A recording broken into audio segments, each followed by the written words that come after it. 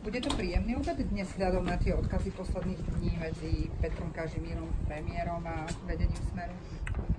Vždy sme boli konštruktívni a som presvedčený, že tomu bude aj teraz a tie odkazy vôbec nevnímam ako niečo, čo by sme mohli vnímať, že máme iný názor, pretože vždy sme hovorili o tom, že každé výsledky volieb si rozoberieme a všetko to, čo je potrebné pre našu stranu, pre budúcnosť jej strany, tak budeme riešiť.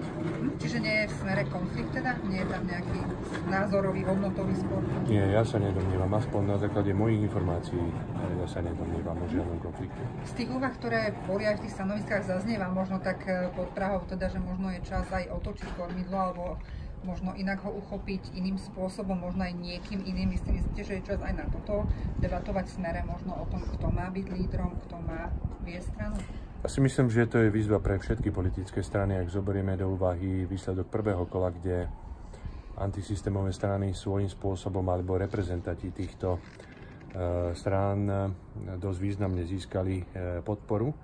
A je to úvaha pre všetky politické strany, aby sa zamysleli nad týmto a určite to bude aj Smer sociálna demokracia. Politickí komentátori hovoria, že práve ten úspech toho antisystému spôsobí, že Smer sa bude radikalizovať. Myslíte si, že je to tak? Nebudem komentovať politických komentátorov, pretože neriadíme sa podľa politických komentátorov. Ale my budeme teda vyhodnocovať predovšetkým tie naše informácie a našou snahou je, aby Slovensko bolo krajinou, ktorá bude mať jasnú orientáciu proeurópsku a proatlantickú a aby Slovenská republika sa rozvíjala tak, ako je tomu aj doposiaľ. A pán Pellegrini je dnes už najpopulárnejší politik Smeru, výrazne pred Robertom Ficom.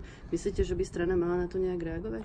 Som veľmi rád, že pán Pellegrini v pozícii predsedu vlády získal túto podporu a je to len dôkaz toho, že strana Smer sociálna demokracia má dostatok ľudí na to, aby mohli osloviť voličov. Tá retorika, štýl komunikácie najvyšších predstaviteľov Smeru podľa vás ale nesvedčí o tom, že strana sa snaží možno tou radikálnejšou retorikou oslovať práve voličov antisystému? Nie, nemyslím si to. Neviem ani, ktoré konkrétne vyjadrenia máte na mysli. V každom prípade my máme svojich voličov, ktorých jasne oslovujeme. Je to volič, ktorý je predovšetkým ľavicovo orientovaný, ale aj volič, ktorý vníma naše pronárodné konanie a rovnako aj svojím spôsobom konzervatívne, pretože ja som sa viackrát vyjadril, že v našej strane máme pluralitu názorov a ja sa radím medzi tých, ktorí reprezentujú aj trošku tú konzervatívnu časť. Ako hodnotíte tie informácie, že pani Trošková mala 450 krát telefonovať s pánom Vadalom a že pán Vadala povedal utajenému svedkovi, ako si kúpil na Slovensku policajtov, ministra, tajnú službu? Nečítal som tieto SMS-ky, avšak pokiaľ prebieha vyšetrovanie, tak chcem, aby riadne dobehlo a potom, keď bude jasné z toho, že či to malo a aký malo to vplyv na hociaké dianie tu na Slovensku, tak určite dám k tomu vyjadrenie.